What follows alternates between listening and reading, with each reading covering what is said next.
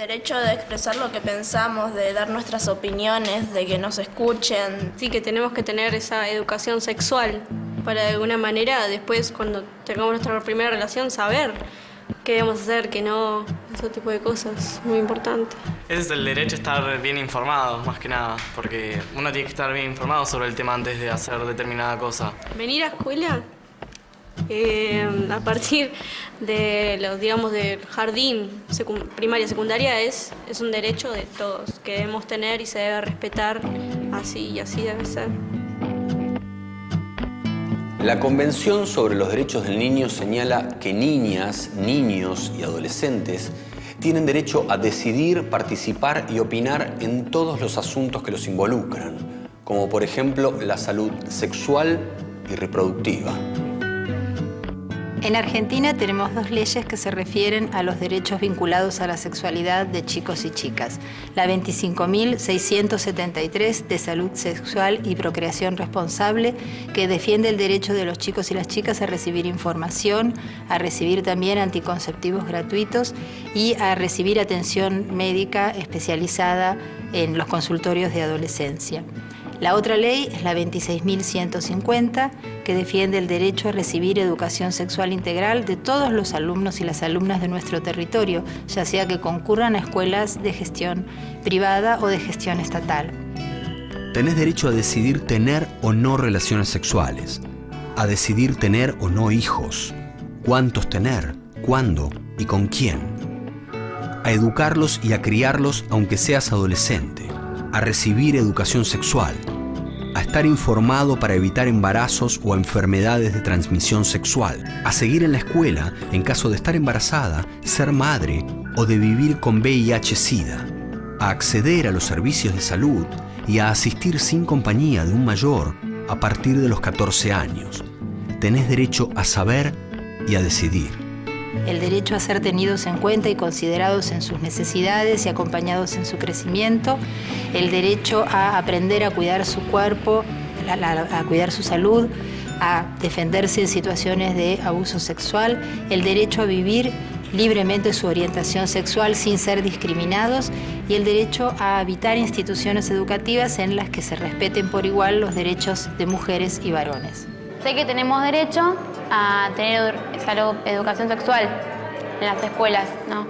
Porque creo que eso es una base importante para todo adolescente y para evitar lo que por ahí pasa hoy en día sobre el embarazo, enfermedades y demás.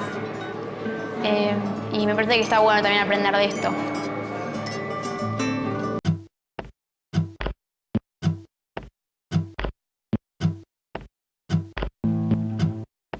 Las mujeres nos empezamos a desarrollar, aparece la primera menstruación. Bueno, otros cambios que hay también en los hombres es como que tienen la voz más potente, así.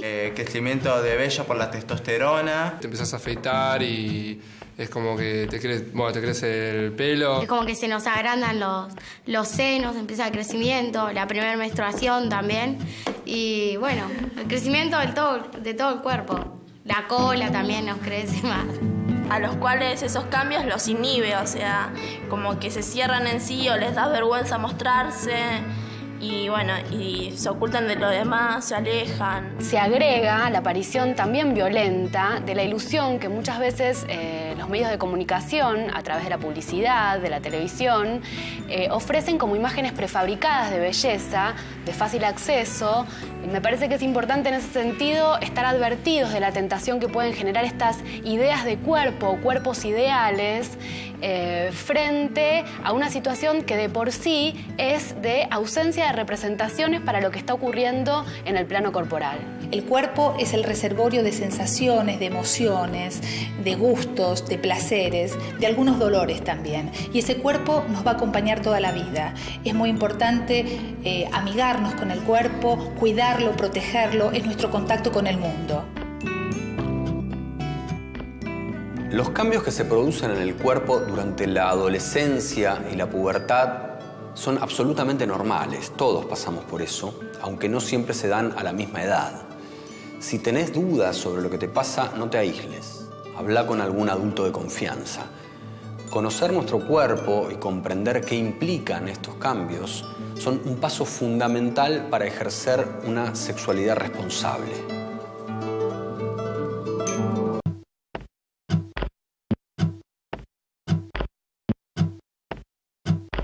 Hasta hace muy poco, muchos consideraban que la homosexualidad y la transexualidad eran enfermedades.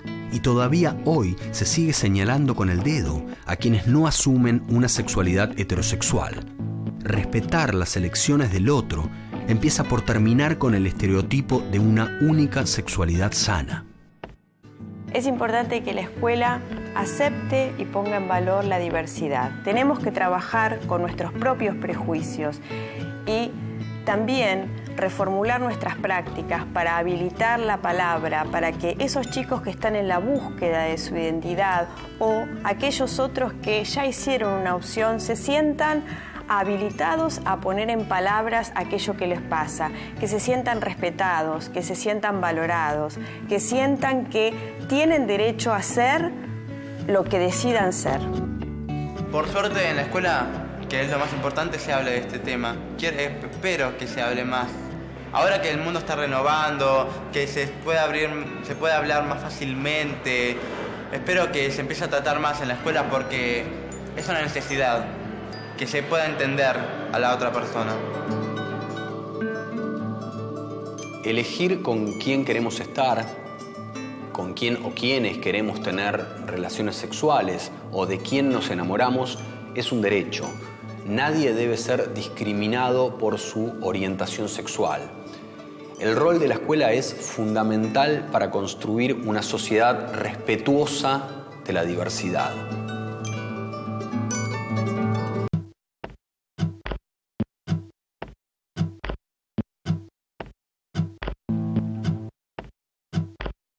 Herpes, hepatitis, sífilis, herpes. Las infecciones de transmisión sexual pueden ser hepatitis, herpes, el HPV. La sífilis, el principal síntoma es el chancro, que es una lesión indolora. Las enfermedades de transmisión sexual más comunes son la hepatitis B, el HPV, la clamidia, la sífilis y la gonorrea, además del VIH-Sida. Muchas de ellas no tienen síntomas o se presentan de forma leve. Sin embargo, pueden causar graves consecuencias. Hay algunos síntomas a los que siempre hay que prestarle atención. ¿Cuáles pueden ser estos síntomas? Dolor o ardor al orinar, tanto chicas como varones. Mucho dolor en el bajo vientre, no el dolor característico a veces de la menstruación, sino un dolor más intenso en la parte de abajo del vientre. Inflamaciones, escoriaciones, secreciones por el pene, secreciones por la vagina. Estas secreciones son de un color verdoso, con olor muy, muy feo. Ante cualquiera de estos síntomas, tienen que consultar. Algunas otras, como el HPV, es probable que no registren nada, no sientan nada. Sencillamente hay que hacer la consulta porque eso aparece en un estudio muy específico que es la colposcopía. Una vez que se inicia la vida sexual, hay que periódicamente hacer consultas con la médica o el médico, ¿sí? El HIV-Sida no es la única enfermedad que se transmite teniendo relaciones sexuales. Hay un montón de enfermedades que podemos evitar con el solo hecho de usar un preservativo. Usamos y evitamos todo eso, que evitamos dolor, enfermedades, medicamentos, solo usando preservativo.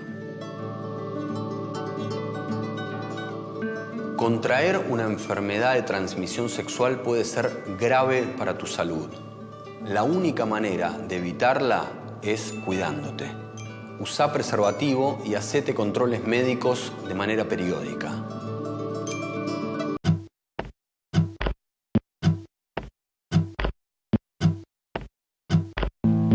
¿Cuántas veces escuchamos que los hombres no lloran, que las mujeres son el sexo débil o que las muñecas son cosas de nena y el fútbol cosa de varones? En nuestra casa, en el barrio o en la escuela se reproducen modelos que condicionan nuestra sexualidad, estereotipos acerca de cómo debe ser un varón y cómo debe ser una mujer, acerca de lo que pueden o deben hacer unos y de lo que pueden o deben hacer los otros. Un hombre ni la mujer son incapaces de hacer las cosas que hace el otro. Como hombre o como mujer tenemos que tener igualdad de oportunidades, respetar al sexo opuesto, respetarnos entre nosotros y que no haya diferencia entre hombre o mujer. Los derechos son iguales para ambos sexos y tenemos que aprender a respetar. Pienso que también es una tontería eso de que las mujeres y los hombres tienen que estar estructurados a hacer algo y esto es esto para los hombres y esto es esto para las mujeres, que me parece que está mal. Yo pienso que desde mi generación y de la escuela podemos hacer que esto cambie y para que todos seamos iguales.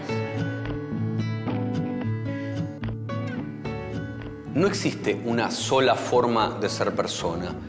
Cada ser humano es único e irrepetible. No importa tu identidad sexual. Todos tenemos deseos, historias y necesidades diferentes, pero también tenemos el mismo derecho a ser respetados como somos y a ser tratados por igual.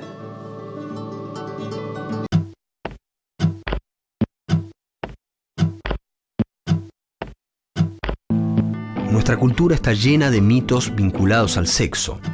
Creencias que pueden parecer inocentes e incluso inofensivas, pero que suelen encerrar prejuicios y tabúes.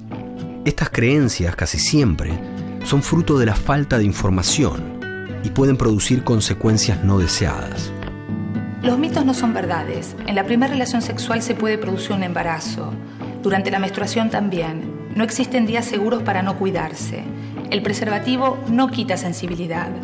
Por tener relaciones sexuales no te cambia la forma del cuerpo. Estos son algunos de los mitos que muchos adolescentes sostienen y esto no les permite cuidarse correctamente en todas las relaciones sexuales. Teníamos una amiga también, una compañera que el año pasado se embarazó. Ella se había quedado embarazada del novio. Quedó embarazada la primera vez. O sea, ella creyó que no iba a quedar embarazada y quedó embarazada igual.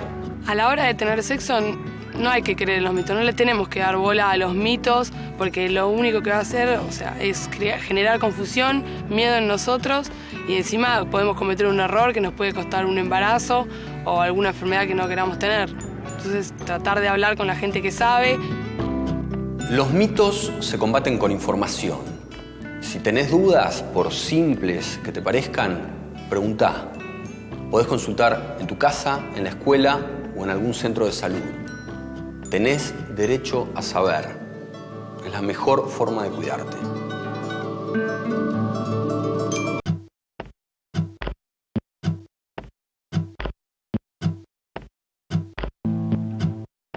Yo soy la mayor en mi casa y bueno, tengo 3 hermanos, dos varones chiquititos y bueno, mi hermana que me lleva 2 años menor que yo. Yo en mi caso tengo a mis viejos separados y mi viejo vive en Corrientes, o sea, lo veo una vez por año más o menos.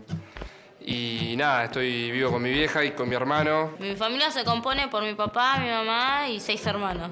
Mi familia se conforma por mi papá, mi mamá, bueno, separados. Mi hijo vive en Capital, Saavedra. Yo vivo acá en Escalada con mi mamá y con mi hermana.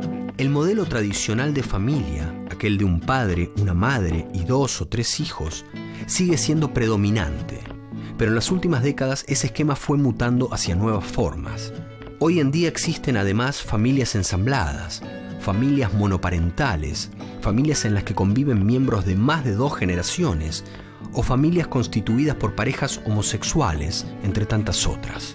Bueno, mi mamá y mi papá trabajan todo el día y es como que no están nunca en casa y como que yo me tomé eso de ser mamá y ser papá, como que les pasa algo y me desespero porque es como si fueran hijos míos. En mi caso también pasa como Karina, tengo a mi mamá y mi papá laburan todo el día y tengo un hermano menor y me hago cargo yo más de él que ellos.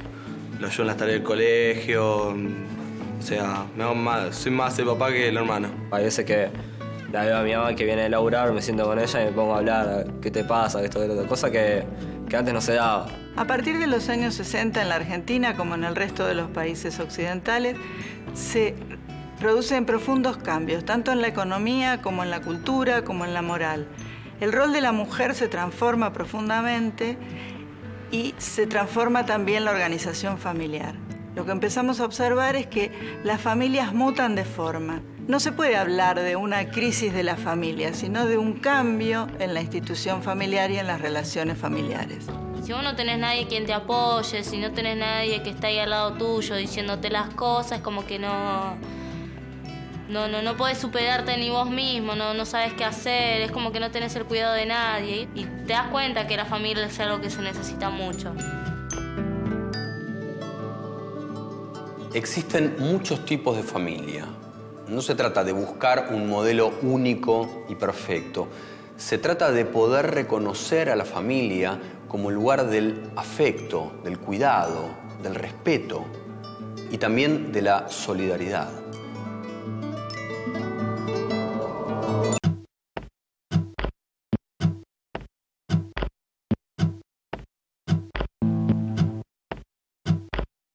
El VIH es cuando tenés el virus adentro de tu cuerpo, que quizás todavía no se está manifestando.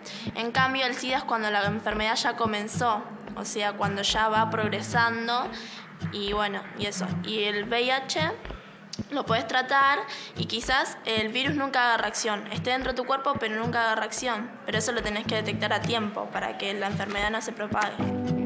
El SIDA, síndrome de inmunodeficiencia adquirida, es una enfermedad infecciosa que ataca el sistema inmunológico y es provocada por el VIH, el virus de inmunodeficiencia humana. En la actualidad, más de 33 millones de personas viven con el virus en el mundo, casi 5 veces más que en 1990. 3 de cada 4 casos de transmisión son por vía sexual y el 90% de esos casos corresponde a una relación heterosexual. Las formas que tenemos de prevenir de que el virus no entre a nuestro cuerpo es no tocar sangre de otra persona, no compartir jeringas y en cuanto al sexo, la única forma que tenemos de que el virus no entre a nuestro cuerpo es usando el preservativo, porque lo que hace el preservativo es que los líquidos no se toquen, tanto el hombre tiene virus en el semen como las mujeres en los fluidos vaginales, entonces usando el preservativo es la única forma que tenemos que no entre en contacto y ninguno de los dos corramos riesgo y puedan disfrutar de una relación sexual sin correr ningún riesgo. Por más que tomes pastillas, eso no impide que vos te puedas contagiar de alguna enfermedad, ni el DIU o lo que fuese. La única forma es el preservativo, usándolo. Son más las cosas que no transmiten el virus que las que sí.